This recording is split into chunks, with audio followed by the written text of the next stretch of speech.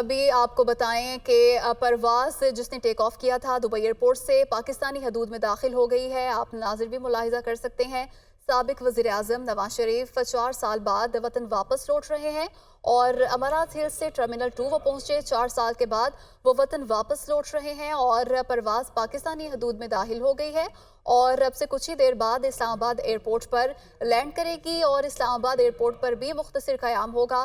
1 گھنٹہ قیام کریں گے سابق وزیراعظم اسلام آباد ایئرپورٹ پر اور وہ ضروری مشاورت کریں گے وکلاء کے ساتھ اور اس کے بعد اسلام آباد ایئرپورٹ سے یہ اسی طیارے پر وہ روانہ ہوں گے لاہور ایئرپورٹ کے لیے اور دوپہر کے تقریباً 2:30 سے 3 بجے کے درمیان یہ طیارہ لاہور ایئرپورٹ پر لینڈ کرے گا۔ اس کے بعد وہ جاتی عمرہ جائیں گے۔ جاتی عمرہ میں بھی بھرپور انتظامات کیے گئے ہیں، برقی کمکموں سے سجایا گیا ہے اور وہاں وہ کچھ دیر آرام کریں گے، اپنے والدین کی قبر اور اہلیہ کی قبر پر حاضری دیں گے، فاتحہ خوانی کریں گے اور اس کے بعد وہ شام کو جلسہ گاہ جائیں گے جہاں پر بھرپور انتظامات کیے گئے ہیں۔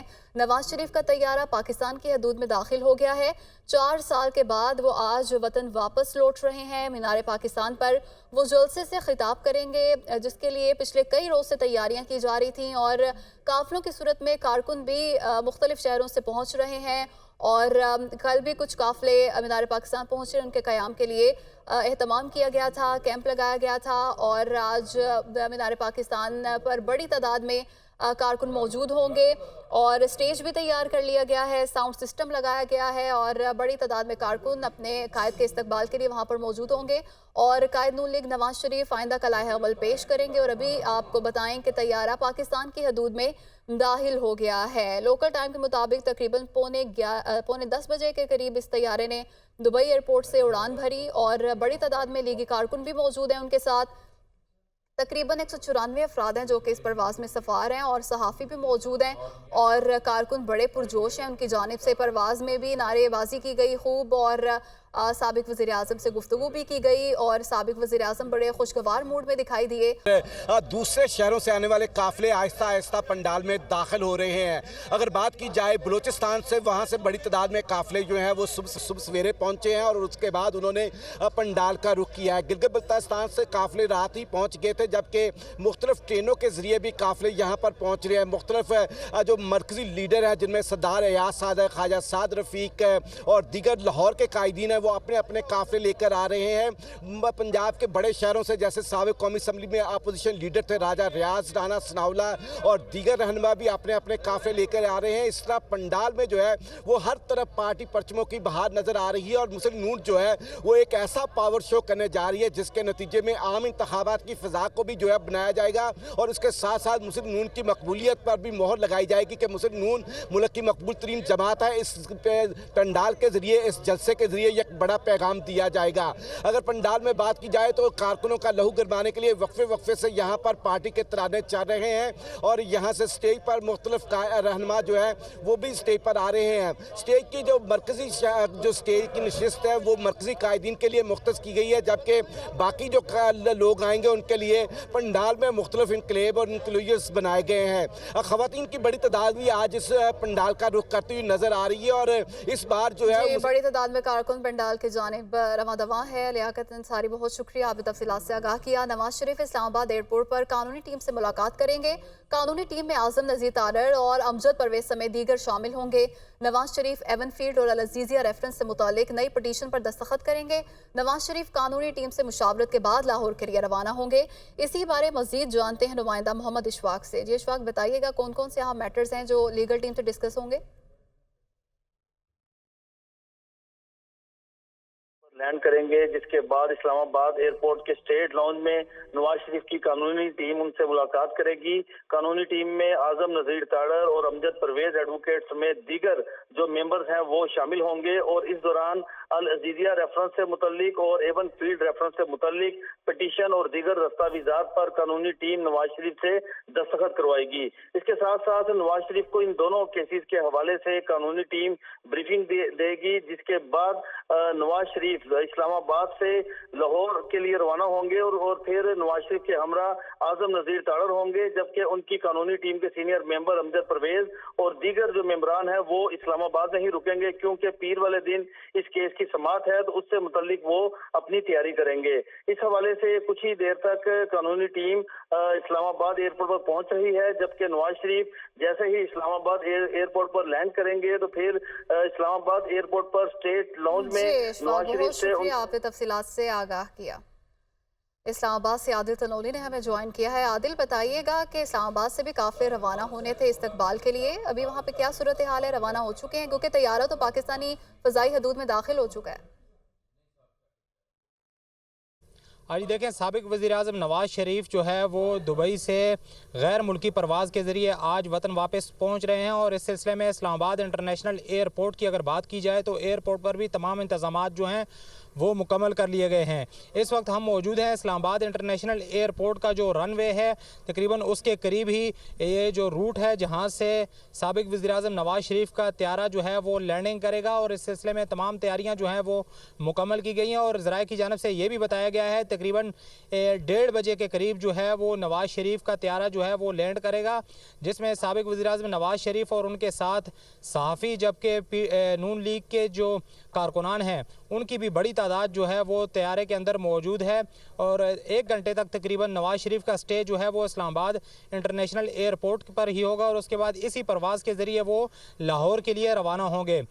इसके अलावा दीगर जो रावलपिंडी और इस्लामाबाद से जो कारकुनान हैं वो भी मोटरवे चौक के ऊपर उनको पार्टी कायदीन जो लोकल क़यादत है उनकी जानिब से टाइम दिया गया था 10 बजे का, वो वहाँ पर जमा हुए हैं। पेशावर से और दीगर कश्मीर और हज़ारा से आने वाले जो काफ़िले हैं वो एक साथ जमा होकर यहाँ से मोटरवे से लाहौर के लिए रवाना होंगे।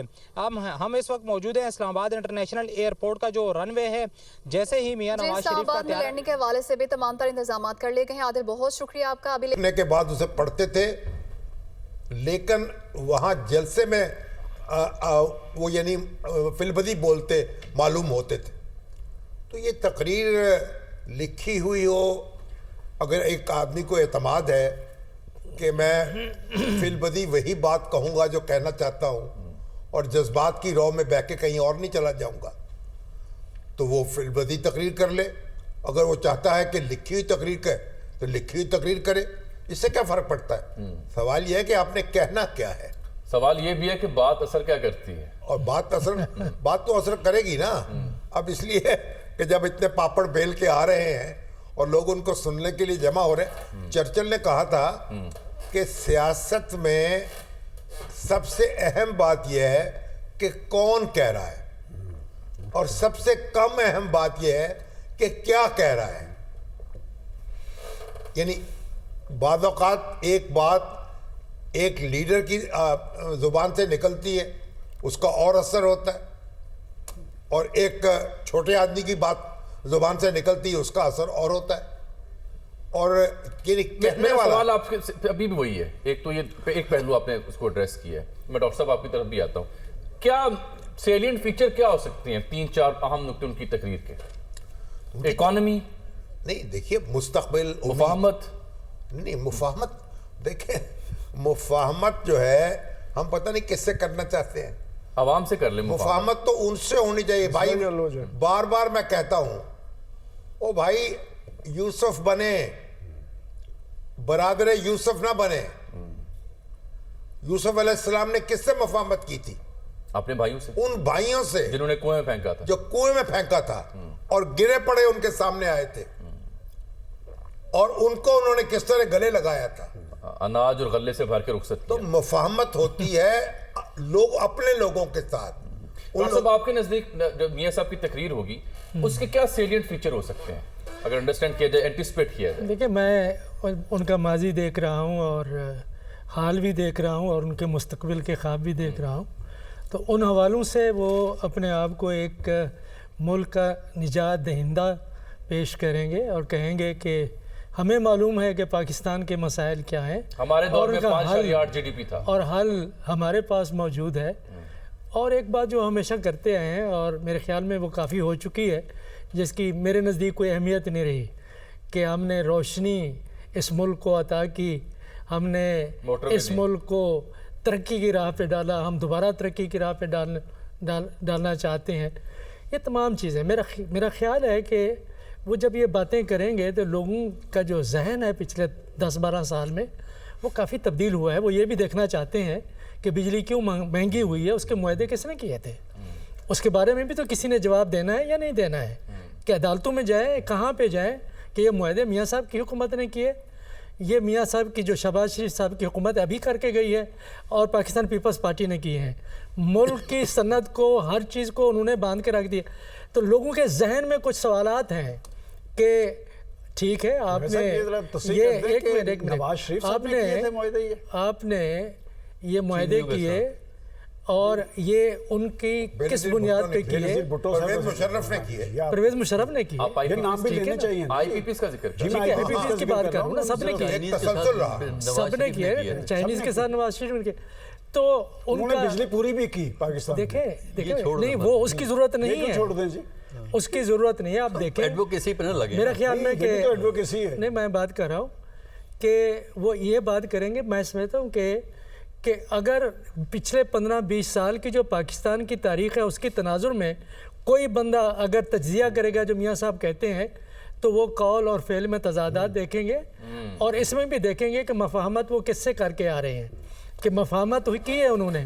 तो मैं तो समझता हूँ कि उनको मफाहमत के दायरे को महदूद नहीं रखना चाहिए, आगे बढ़ना चाहिए। वो आगे बढ़ते हैं या नहीं? काफ़ी लोग समझते हैं कि वो बिल्कुल नहीं बढ़ेंगे, वहीं पे खड़े रहेंगे जहाँ पे खड़े हुए हैं। अगर वहाँ पे खड़े हुए हैं जी सर, जेल काटते, जेल में रहते, अब आके सजाएं ख़त्म हो रही होती और जेल से बाहर आते और जलसा आम करते, उसमें क्या फ़र्क था? और इलाज मुआवजे गरज से बाहर जाकर और फिर 4 साल बाद वापसी में आके जलसागाह में जाने में क्या फ़र्क है?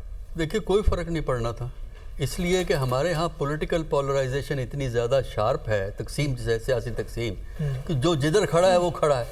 जो नवाज शरीफ के हक़ में है वो हक़ में है, वो हर चीज़ सही समझता है, और जो उनका मुखालिफ है वो नवाज शरीफ की कोई भी बात मानने को तैयार नहीं है। तो इसलिए कोई फ़र्क नहीं पड़ता कैद पूरी करते या कैद जो है ना वो पूरी ना करते। दूसरा ये है कि ये जो सारी बातें जो है ना वो सिर्फ आज के जलसे में लोग नहीं सुनेंगे। आज के जलसे में तो अकीदतमंद होंगे ना, क्योंकि लाया जा रहा है बहुत से लोगों को बाहर से, सभी को खैर बाहर से लाया जा रहा है, तो अकीदतमंद होंगे। एक मेले का समा होगा, बहुत से लोग जो कह रहे हैं कि ट्राइबल एरिया से पहली दफ़ा आ रहे हैं, उनके लिए पिकनिक का समा होगा। तो जो गुफ्तगू होगी उसमें हम ज़्यादा मतवज्जो होंगे कि उन्होंने क्या कहा और क्या नहीं कहा। जो वहाँ बैठे हैं वो इतने ज़्यादा मतवज्जो नहीं होंगे, वो उनका जलसा अटेंड करेंगे, उनको रिस्पॉन्ड करेंगे, नारे उनके हक में होंगे। वो एक पॉलिटिकल शो है, तो वो तो ये होगा। लेकिन जो वो गुफ्तगू आज करेंगे उस पर हम तबसरा करेंगे और गुफ्तगू का सिलसिला ये चलता रहेगा, आगे भी गुफ्तगू होती रहेगी।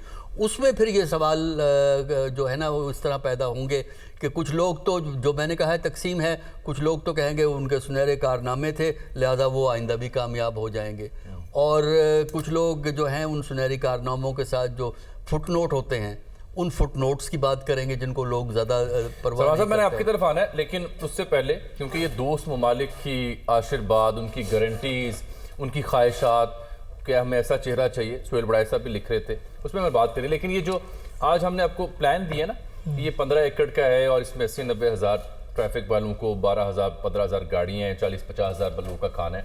ये मुसद्दिका खबर दे रहा हूँ जिम्मेदारों से बात करने के बाद। इसका एक और बड़ा बारीक पहलू है, क्योंकि जो पाकिस्तान में जलसे के डायनामिक्स बन चुके हैं 2011 से ऑनवर्ड, वो बड़े दिलचस्प और उनमें रैपिडली चेंज आई है कि वो ह्यूज लगे, बड़ा लगे, वसी व अरीज लगे। और सियासी पार्टियों ने बिलखुसूस ये पीटीए से काम शुरू हुआ था कि फीड भी खुद दी जाती है। अब आप इंडिपेंडेंटली अपने डीएसएनजी के जरिए उसे कवर नहीं करते, फीड सियासी जमात खुद देती है कि ये हमारी फुटेज जारी करें। लेकिन इसकी जो टेल या एक अहम एंड होगा इस जलसे का, वो जनाब दादा दरबार की जानिब होगा, जहां ऑलरेडी कई 100 मीटर्स तक लाइटें लगा दी गई हैं। यानी जब आप उसका एरियल व्यू देखेंगे तो दादा दरबार वाली रोड से लेके तो मीनारे पाकिस्तान जलसागाह तक आपको बंदा ही बंदा नजर आएगा। اچھا جامع صاحب، میں آپ کو ایک تھوڑا سا سوائے بے نظیر بھٹو صاحبہ کے استقبال کے، اس کے بعد جو بھی لاہور کے اندر بڑے جلسے ہوئے ہیں یا مینار پاکستان پہ جلسے ہوئے ہیں، میں نے سارے کور کیے ہیں. جی. دیکھیں میرے نزدیک کتنے ایکڑ جگہ انہیں مختص کی گئی ہے داتا میں تو جنرلی ایک پرسیپشن دیکھتا ہوں. بات یہ کہ رات جو اپنا مریم نواز صاحبہ مینار پاکستان پہ گئی ہے تیاریوں کا جائزہ لینے کے لیے، وہ فوٹیج بھی چلی ہے.